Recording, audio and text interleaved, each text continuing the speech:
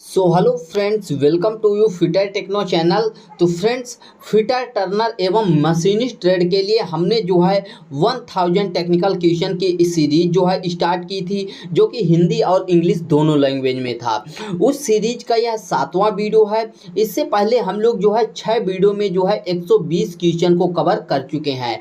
आज की वीडियो में 120 क्वेश्चन से आगे के क्वेश्चन को देखेंगे। लेकिन उससे पहले वीडियो स्टार्ट करें उससे पहले आप लोगों को बता दें कि यदि आप इस पीडीएफ को पाना चाहते हैं, डाउनलोड करना चाहते हैं, तो नीचे हमारा डिस्क्रिप्शन बॉक्स में हमारा व्हाट्सएप नंबर मिल जाएगा, या फिर यहाँ पर भी आपको व्हाट्सएप नंबर मिल जाता है। इस व्हाट्सएप नंबर में आपको जो है संपर्क करना है।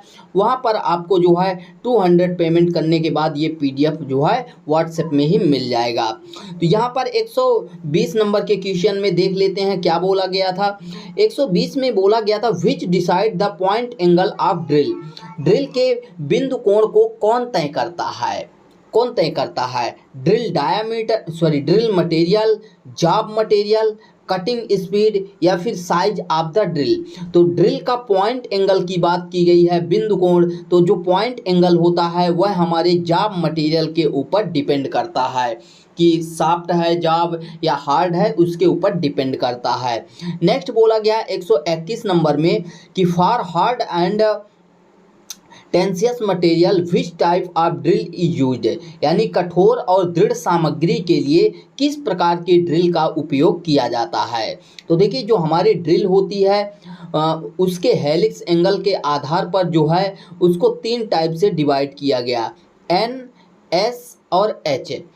तो इसमें से पूछा गया कि कठोर एंड यहाँ पर हार्ड एंड टेंसियस मटेरियल है, उसके लिए कौन सा यूज करेंगे, एन वाला, एच वाला या फिर एस वाला। तो यहाँ पर एच टाइप जो है, बी ऑप्शन आपका राइट आंसर हो जाएगा।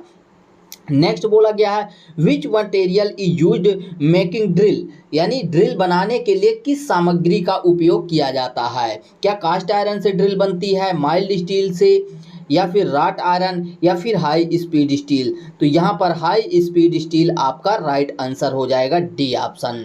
नेक्स्ट 123 नंबर में क्या बोला गया है? यहाँ पर बोला गया है, which drilling machine is capable of drilling up to 12.5 millimetre diameter. यानी कौन सी ड्रिलिंग मशीन है जो 12.5 मिलीमीटर तक का ड्रिल करने में सक्षम होती है? क्या वह पिलर ड्रिलिंग मशीन है, रेडियल ड्रिलिंग मशीन है, कॉलम टाइप ड्रिलिंग मशीन है, या फिर सेंसिटिव। तो यहाँ पर जो हमारा राइट आंसर हो जाएगा 123 का, वह डी ऑप्शन होगा। सेंसिटिव ड्रिल मशीन जो होती है वह 12.5 मिलीमीटर तक के डायमीटर को ड्रिल कर सकती है। नेक्स्ट बोला गया है कि a micrometer has a positive error of 0.02 millimetre, what is the correct reading when the micrometer measure 25.41 millimetre. यानी यहाँ पर बोला गया है कि कोई आपका माइक्रोमीटर है जिसमें जो है पॉजिटिव एरर कितना है, 0.02 मिलीमीटर का, और रीडिंग कितना दे रहा है, यहाँ पर पॉजिटिव एरर है, इसको भी ध्यान दीजिए। रीडिंग दे रहा है 25.41 दे रहा है। तो हम क्या करेंगे कि ये जो जीरो एरर है इसको इसमें माइनस कर देंगे। तो हमारा 25.41 जो है रीडिंग दे रहा है, और माइनस कर देंगे 0.02।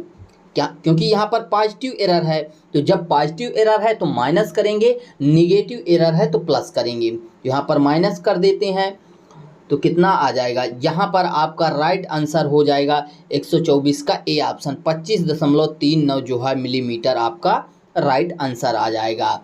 नेक्स्ट बोला गया, a dimension is stated as 25 plus minus 0.02 millimetre in a drawing, what is the tolerance. यानी यहाँ पर बोला गया है कि कोई आपका जॉब है जिसमें प्लस माइनस दोनों में जो है 0.02 मिलीमीटर का अलाउंस दिया गया है, ये मिलीमीटर में है, ठीक है ना। तो अब इसमें टोटल टॉलरेंस क्या है? टॉलरेंस तो देखिए, यहाँ पर अपर डेविएशन आपका कितना हो जाएगा, 25.02 millimetre upper deviation. Lower deviation कितना हो जाएगा, यहाँ पर लोअर डेविएशन आपका हो जाएगा 24 98 हो जाएगा। ठीक है, तो उस हिसाब से देखेंगे तो यहाँ पर मतलब इन दोनों को माइनस कर देंगे तो आपका टॉलरेंस आ जाएगा। तो यहाँ पर 0.04 मिलीमीटर आपका टॉलरेंस आएगा, जो कि यहाँ पर 0.04 मिलीमीटर सी ऑप्शन में मिल जाता है। तो 125 का सी ऑप्शन आपका राइट आंसर हो जाएगा। 126 नंबर में क्या बोला गया है कि according to occupational safety what is PPE. Occupational safety यानी सुरक्षा के संबंध में पीपीई का क्या मतलब होता है? ये होता है पर्सनल प्रोटेक्टिव इक्विपमेंट, जो कि बी ऑप्शन में मिल जाता है। Monel metal is an alloy of, जो मोनल धातु होती है वह किसकी मिश्र धातु? Copper nickel, copper tin, copper zinc, या फिर जो है निकल एंड जिंक।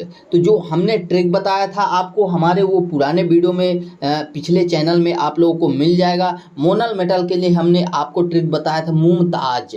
ठीक है, तांबा एंड जिंक, तो कापर एंड जिंक यहाँ पर मिल जाता है सी ऑप्शन में। तो सॉरी, वो ट्रिक जो है मुंज मेटल के लिए थी। मोनल मेटल में जो है कापर एंड निकिल होता है। ए ऑप्शन आपका राइट हो जाएगा 127 का। 128 में बोला गया है small particles of the material become embedded in the space between the grain of the grinding wheel is called.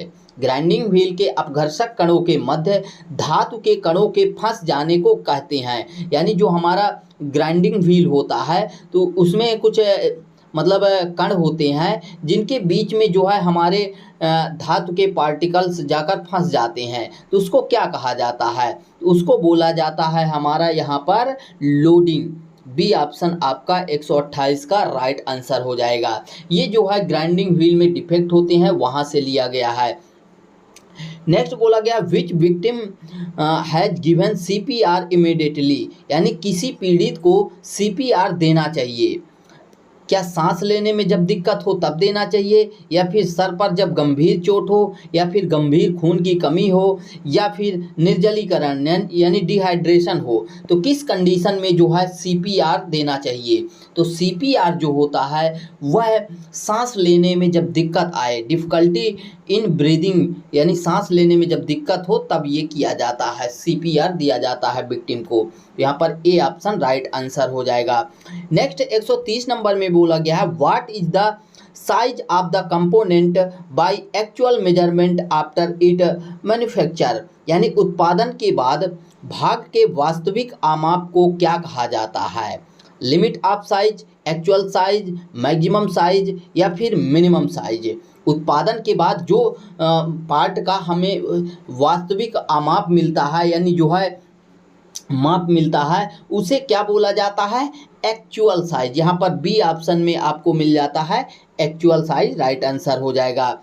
Next बोला है for the below component size what will be the lower deviation, नीचे दिए गए घटक के आकार के लिए निम्न विचलन क्या होगा? जहाँ पर हमको क्या दिया गया है? 20 मिलीमीटर आपका बेसिक साइज मिल जाता है।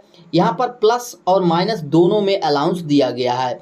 प्लस में दिया गया है 0.008 मिलीमीटर और माइनस में दिया गया है 0.005 मिलीमीटर। ये 8 है, 4 मत समझिएगा हिंदी वाला, ठीक है। 0.005 मिलीमीटर। अब पूछा गया है कि दिए गए घटक आकार के लिए निम्न विचलन क्या है? तो निम्न विचलन ये माइनस वाला बेसिक साइज में माइनस कर देंगे तो ये कितना हो जाएगा? सॉरी 19.995, ये आपका जो है राइट आंसर हो जाएगा। लोअर डेविएशन, निम्न विचलन, ठीक है। तो ये हमको कहाँ पर मिलता है? ऑप्शन नंबर तो 131 के ऑप्शन नंबर बी में। यहाँ पर तो यहाँ पर आपका आंसर आया क्या? 19.995। अब ये कितना कम है हमारे बेसिक साइज से? बेसिक साइज से अब जैसे हमारा बेसिक साइज कितना है? 0.000 लिख सकते हैं कुछ भी। तो ये माइनस करेंगे तो टोटल कितना आ जाएगा 0.005, यानी लोवेस्ट जो है ये लोअर डेविएशन कहलाएगा ये वाला। तो यहाँ पर बी ऑप्शन आपका राइट आंसर हो जाएगा। नेक्स्ट क्या बोला है 132 नंबर में कि why the carbide can not used as solid bit, क्यों कार्बाइड बिट्स ठोस के रूप में प्रयोग नहीं की जा सकती है। ड्यू टू इट्स डक्टिलिटी, क्या उसकी तन्यता के कारण या भंगुरता के कारण, रेड हार्डनेस के कारण या फिर उसकी कोल्ड हार्डनेस के कारण। तो ये जो होता है हमारा कार्बाइड बिट ठोस के रूप में प्रयोग ना किया जाने का कारण है कि इसकी जो यहाँ पर ब्रिटनलेस होती है, भंगुरता, इसी के कारण जो है इसका प्रयोग नहीं की जाती क्योंकि ये टूट जाएगी। नेक्स्ट बोला गया 133 नंबर में which portion of the reamer is reduced in diameter below the cutting edge, reamer का कौन सा भाग कर्तन धार के नीचे कम होता है, क्या बॉडी पर होता है, रेसेस में, सैंक में या फिर बेवल लीड में। तो इसका जो 133 का राइट आंसर हो जाएगा वो रेसेस हो जाएगा। नेक्स्ट 134 नंबर में क्या बोला गया है यहाँ पर कि which method is use to lubricate the head stock in modern lathe, आधुनिक लेथ मशीन के हेड स्टॉक में किस स्नेहन विधि का उपयोग किया जाता है, बिग फीड का, ग्रेविटी फीड का, स्प्लैशलेस लुब्रिकेशन का या फिर ऑयल पंप मेथड का। तो यहाँ पर जो मॉडर्न होता है मतलब आधुनिक लेथ, तो उसमें जो है ऑयल पंप मेथड का यूज किया जाता है। डी ऑप्शन राइट आंसर होगा। What is the extreme permissible size within which the operator is expected to make the component, यानी कौन सी चरम स्वीकृत आमाप है जिसके भीतर ऑपरेटर से भाग बनाने की अपेक्षा रखी जाती है, क्या वह बेसिक साइज है, एक्चुअल साइज, नॉमिनल साइज या फिर लिमिट ऑफ साइज। तो लिमिट ऑफ साइज जो है में बनाने की अपेक्षा रखी जाती है। जैसे एग्जांपल के लिए आपके पास है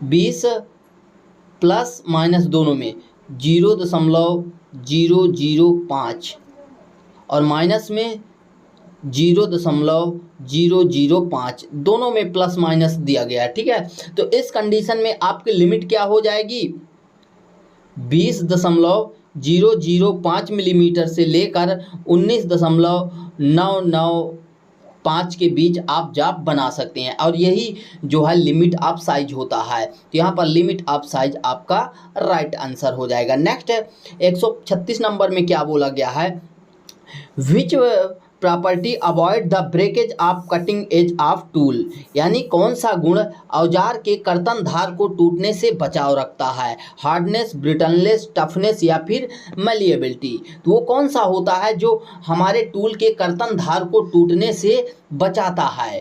तो इसका जो राइट आंसर हो जाएगा वह हो जाएगा टफनेस, टफनेस की वजह से नहीं टूटता। यहाँ पर हार्डनेस की ओर मत जाइएगा, हार्डनेस क्या है दूसरे को काटने में मदद करता है दूसरे चीज़ों को, लेकिन बोल क्या रहा कौन सा गुण औजार के कर्तन धार को टूटने से बचाव करता है, तो टफनेस की वजह से नहीं टूटता है। नेक्स्ट यहाँ पर क्या बोला गया है 137 नंबर में, यहाँ पर 137 में मिल जाता है कि for best result of annealing the heated steel piece is cooled, यानी बोला गया है कि एनलिंग के सर्वोत्तम परिणाम पाने के लिए गर्म स्टील के पार्ट को ठंडा किया जाना चाहिए। यानी जब आप एनलिंग कर रहे हैं तो अच्छा आपको परिणाम चाहिए उसका, तो उसके लिए आप जाप को कहाँ पर ठंडा करेंगे, slowly in the furnace itself by switching off the heat supply, क्या ताप आपूर्ति का स्विच को बंद करके धीरे धीरे भट्टी में ही ठंडा होने देंगे। तो एग्जैक्ट यही आपका राइट आंसर हो जाएगा। बाकी सेकंड ऑप्शन में टुकड़े को भट्टी से निकाल कर खुली हवा में ठंडा होने देंगे तो वो नॉर्मलाइजिंग हो जाएगा। टुकड़े को भट्टी से निकाल कर हवा के झोंके के नीचे रखें या फिर भट्टी से निकाल कर टैंक कंटेनर के पानी में डालकर तो पानी या फिर ऑयल डालते हैं तो वो हार्डनिंग प्रोसेस हो जाएगी। ठीक है, तो यहाँ पर ए ऑप्शन आपका राइट आंसर होगा। नेक्स्ट 138 नंबर में क्या बोला गया है कि the standard tool use to measure the diameter of an internal recesses, एक आंतरिक रेसेस के व्यास की को मापने के लिए प्रयुक्त मानक उपकरण है, कौन सा उपकरण जो है यूज किया जाएगा? क्या 5 point internal micrometer, vernier caliper, 3 point internal micrometer या फिर 2 पॉइंट इंटरनल माइक्रोमीटर? तो राइट आंसर आपका यहाँ पर सी ऑप्शन हो जाएगा। नेक्स्ट 139 में बोला गया which cutting fluid is used in automatic lathe? स्वचालित लेथ में किस कर्तन द्रव का प्रयोग किया जाता है? Blended oil, fatty oil, soluble oil या फिर स्टेट मिनरल ऑयल? तो यहाँ पर ए ऑप्शन ब्लेंडेड ऑयल जो है आपका राइट आंसर हो जाएगा। नेक्स्ट क्या बोला गया है 140 नंबर में कि which gauge use to check internal thread of component? भागों के अंदर चूड़ियों को नापने के लिए कौन से गेज का उपयोग किया जाता है? Thread ring gauge, taper ring gauge, taper plug gauge या फिर कैलीपर गेज? तो यहाँ पर बोला गया है कि भागों के यानी कोई जाब है उसके अंदर की चूड़ियों को नापना है, तो उसके लिए हम थ्रेड प्लग गेज का यूज करेंगे। 139 यहाँ पर इंटरनल थ्रेड की बात की गई है, ठीक है। Which gauge use to check internal thread of component? Component के आंतरिक चूड़ी की जांच करना है तो वहाँ पर थ्रेड प्लग गेज का यूज करेंगे। थ्रेड रिंग गेज का यूज कहाँ पर करेंगे? उसके लिए जो है बाहरी चूड़ी को ज्ञात करने के लिए। यहाँ पर आई थिंक इस आंसर की में जो है 140 का ए दिया हुआ है, लेकिन राइट आंसर जो है सी होगा। इसको एक बार मैं चेक कर लेता हूँ इस PDF में। नहीं, यहाँ पर भी राइट दिया हुआ, थ्रेड प्लग गेज ही राइट आंसर दिया हुआ है, तो यहाँ पर 140 का सी ऑप्शन राइट आंसर हो जाएगा। बाकी नेक्स्ट क्वेश्चन जो है नेक्स्ट पार्ट में डिस्कस करेंगे। और अब आप लोगों को जो है डेली वीडियो लगातार मिलती जाएंगी, तो आप लोग चैनल को सब्सक्राइब नहीं किए हैं तो सब्सक्राइब कर दीजिए, वीडियो को लाइक कीजिए और अपने फ्रेंड सर्किल में भी शेयर करिए। और इसका PDF पाना चाहते हैं तो हमारे व्हाट्सएप नंबर में आप संपर्क कर सकते हैं। हमारा व्हाट्सएप नंबर आपकी स्क्रीन पर दिख रहा होगा, इसको बड़ा करके मैं शो कर देता हूं, यहाँ पर देख सकते हैं, ये हमारा व्हाट्सएप नंबर है। डिस्क्रिप्शन बॉक्स में भी आपको इस वीडियो के मिल जाएगा, तो वहां पर आप संपर्क करके 200 पेमेंट करके जो है आप इस PDF को ले सकते हैं। तो मिलते हैं नेक्स्ट वीडियो में। बाकी यहाँ पर आप लोगों को जो है पूरा PDF जो है सॉल्व कराया जाएगा, तो जिनके पास वो सुविधा नहीं है तो आप लोग वीडियो देखिए, वहाँ से एनालिसिस करिए, आप लोगों को लगातार वीडियो मिलता रहेगा। तो मिलते हैं नेक्स्ट वीडियो में। Thanks for watching and bye bye.